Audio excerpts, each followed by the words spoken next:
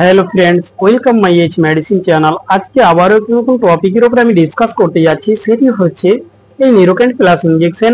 আমরা জানবো এই নিউরোক্যান্ট প্লাস ইনজেকশন এটির মধ্যে কি কন্টেন্ট রয়েছে, এটির ইউজ, তার ডোজ এবং তার সাইড এফেক্ট কি রয়েছে, এই বিষয়গুলো আজকে ভিডিওর মধ্যে আমি ডিসকাস করব। তার আগে আপনাদের কাছে রিকোয়েস্ট, আপনারা এইচ মেডিসিন চ্যানেলে নতুন হয়ে থাকেন, এইচ মেডিসিন চ্যানেলকে সাবস্ক্রাইব করুন, পাশে থাকা বেল আইকনটিকে প্রেস করে দিন, অল নোটিফিকেশন অন করে রাখুন সবার আগে ভিডিও পাওয়ার জন্য। ভিডিওকে স্কিপ না করে সম্পূর্ণভাবে দেখবেন, ভিডিওকে স্কিপ না করে সম্পূর্ণভাবে দেখুন। আমরা সর্বপ্রথমে জানবো এই নিউরোক্যান্ট প্লাস ইনজেকশন, এই ইনজেকশনকে কোন কোম্পানি উৎপাদিত করে থাকে কিংবা তৈরি করে থাকে। এই মেডিসিনকে তৈরি করে থাকে ম্যানকাইন্ড কোম্পানি। তারপরে আমরা জেনে নিব এই মেডিসিনের মধ্যে কি কি কন্টেন্ট রয়েছে এবং এটি কত এমজি করে রয়েছে। এর মধ্যে বেশ তিনটি কন্টেন্ট রয়েছে, যা হচ্ছে পাইরোডক্সিন 100 মিলিগ্রাম এবং রয়েছে নিকোটিনামাইড 100 মিলিগ্রাম। এছাড়া রয়েছে কোবালামিন 1000 এমসিজি। এই তিনটি নিয়ে গঠিত হয়েছে নিউরোক্যান্ট প্লাস ইনজেকশন। আসুন এবার আমরা জানবো এই ইনজেকশনকে কখন কোন পরিস্থিতিতে ডাক্তারবাবুরা নেওয়ার নির্দেশ দিয়ে থাকে। আসুন এবার আমরা জানবো যে এটি কত এমএল হয়ে থাকে। এটি 2 ml এর একটি ইনপুল হয়ে থাকে। তারপরে আসুন আমরা জানবো এই মেডিসিনকে কখন কোন জায়গাতে আপনি ইউজ করবেন। এটিকে দুই জায়গাতে ইউজ করা যায়, যেমন আইএম আর একটি রয়েছে আইভি। এবার আমরা জেনে নেব আইএম মানে কি। আইএম এর ফুল ফর্ম হচ্ছে ইন্টারমাসকুলার, অর্থাৎ মাংসপেশিতে আপনি এটিকে ইউজ করতে পারেন। তারপরে রয়েছে আইভি।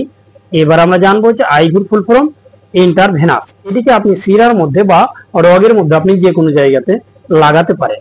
আসুন এবার আমরা জানবো এই মেডিসিন এটিকে কখন কোন সমস্ত রোগের ক্ষেত্রে অর্থাৎ ডিজিজের ক্ষেত্রে ডাক্তারবাবুরা নেওয়ার অ্যাডভাইস দিয়ে থাকে।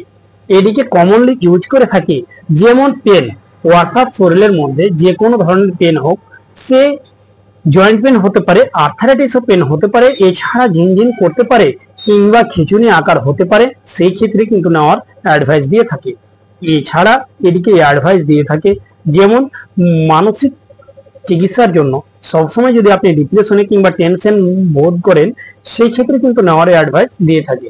এটিকে দিয়ে থাকে যেমন ব্লাডকে লাল করার ক্ষেত্রে কিংবা যার ব্লাডটা অনেক সময় ফ্যাকাশে হয়ে যায়, সেই ক্ষেত্রে এই মেডিসিনকে দিয়ে কিন্তু লাল করা যায়।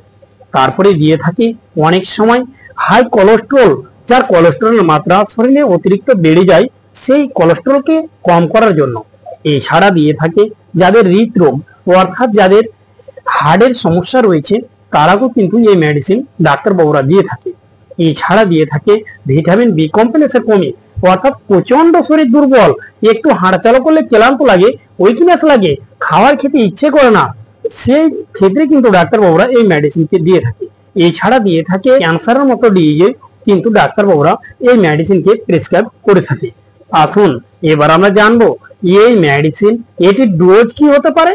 এই মেডিসিনের ডোজ ডাক্তারবাবুরা পেশেন্টের উপর ডিপেন্ড করে তার ডোজ ফিক্স করে থাকে, কিন্তু নর্মাল অ্যাডাল্টের জন্য ডোজ একটি করে ইনজেকশন দিনে একবার করে নেওয়ার অ্যাডভাইস দিয়ে থাকে একদিন পরে পরে। আসুন এবার আমরা জানবো এই মেডিসিনের সাইড ইফেক্ট কি রয়েছে। এই মেডিসিন অর্থাৎ এই ইনজেকশন লাগানোর পরে যে সমস্ত ক্ষতিকারক দিকগুলো দেখা দিতে পারে, যেমন চামড়ার উপরে উদ্ভব দেখা দিতে পারে দানা দানা ভাবে, এছাড়া তার দৃষ্টি ঝাপসা লাগতে পারে কিংবা তার ভেতরে যেন বেচেনি লাগতে পারে, এই সমস্ত সিমটমস গুলো কিন্তু দেখা দিতে পারে।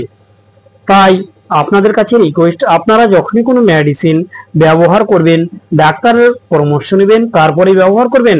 আমার ভিডিওটা যদি আপনাদের সামান্য কাজে এসে থাকে, তাই চ্যানেলকে সাবস্ক্রাইব করুন এবং লাইক করুন, শেয়ার করুন এবং কমেন্ট করে জানিয়ে দিবেন এরপরে কোন মেডিসিন সম্বন্ধে ভিডিও পেতে চান।